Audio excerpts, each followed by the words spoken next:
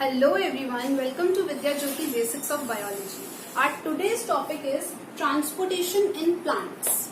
Like we need blood vessels and transport system in our body to carry nutrients from one part of the body to the other. Similarly, plants also need a transport system which can carry water, nutrients and the food it makes from one part of the plant body to the other. In plants, water is first absorbed from the soil by the root system of the plant. Now we know that the soil contains water plus some nutrient molecules in it. So firstly, the root hairs, they absorb solute molecules, or we can call them as mineral nutrients or nutrient molecules, which are shown here as red dots. These are the nutrient molecules which are absorbed by the root hair. I have drawn a magnified diagram here. The nutrient molecules are absorbed by root hair.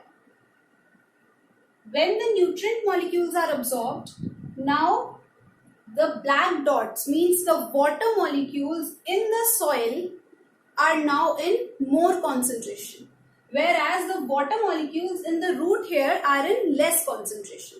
So by the process of diffusion, or we can call it osmosis, water molecules from soil will move into the root hair, that is from a region of higher concentration to a region of lower concentration. That is how water enters in the plant. Now after entering into the plant, now the water molecules and the nutrient molecules, they move up, that is from root to various parts of the plant. So one thing here is water always moves from roots to the different parts of the plant, that is only in the upward direction. Water molecules start moving up. But what is pulling these water molecules in the upward direction? During the daytime, when sunlight falls on the leaves, and we know that the leaf has many small pores, we call them as stomatal pores. This small hole is the stomatal pore. These small holes are present on the surface of leaf. Now, when the water molecule moves up, it reaches till these holes. And when the sunlight falls on these leaves, the water molecule from stomatal pore evaporates. That is, the water molecule evaporates from the leaf to the environment. The water molecule gets evaporated. Now, continuously the sunlight will fall on the leaf, and continuously the water molecule will evaporate. One water molecule is evaporated, it gives the space for second water molecule to come, and subsequently the water molecules from here will be transported here, from here to here, here to here, and this chain will go on till sunlight falls on the leaf. So therefore, this sunlight or this evaporative pull is actually pulling the water molecules from soil to the root and from root to the stomata of leaf. This pull is called transpiration pull.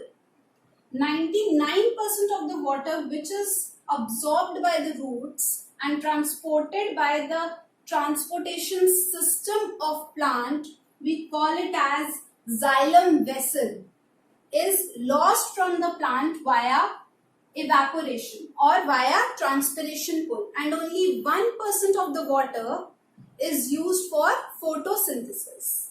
Now the transport system or the vessel which transports water and minerals in the plant body from root to various parts of the plant in upward direction is called xylem vessel. This xylem vessel is the long tube which carries water and nutrients in the plant.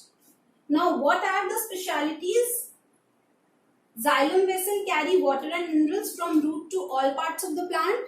Second important thing is no energy expenditure of plant is required in this process.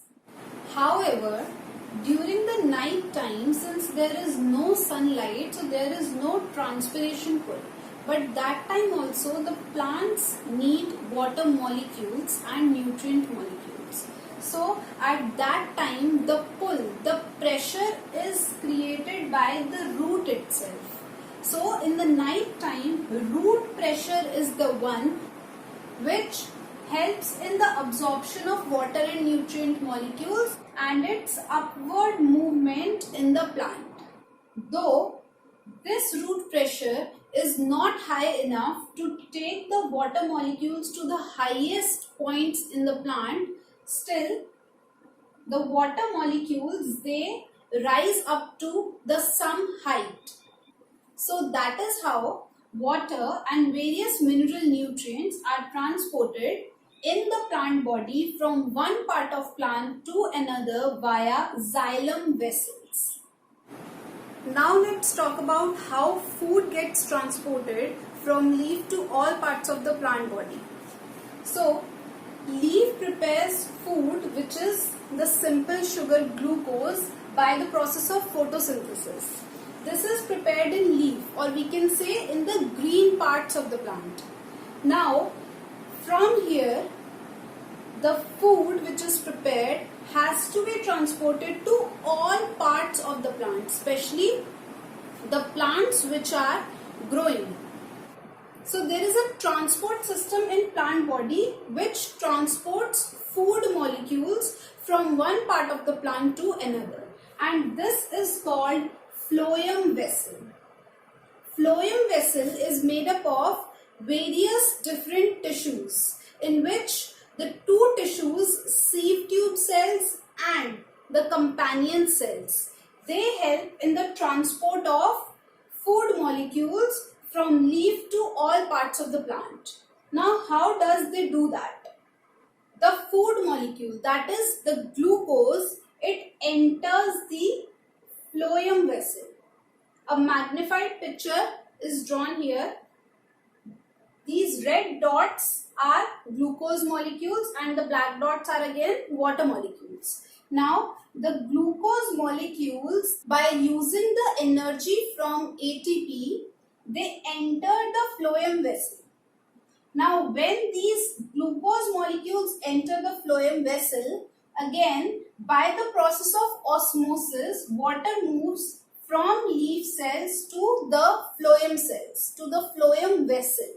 Since now the glucose molecules and the water molecules both are in the phloem vessel, because of this the pressure in the phloem vessel, the osmotic pressure in the phloem vessel increases.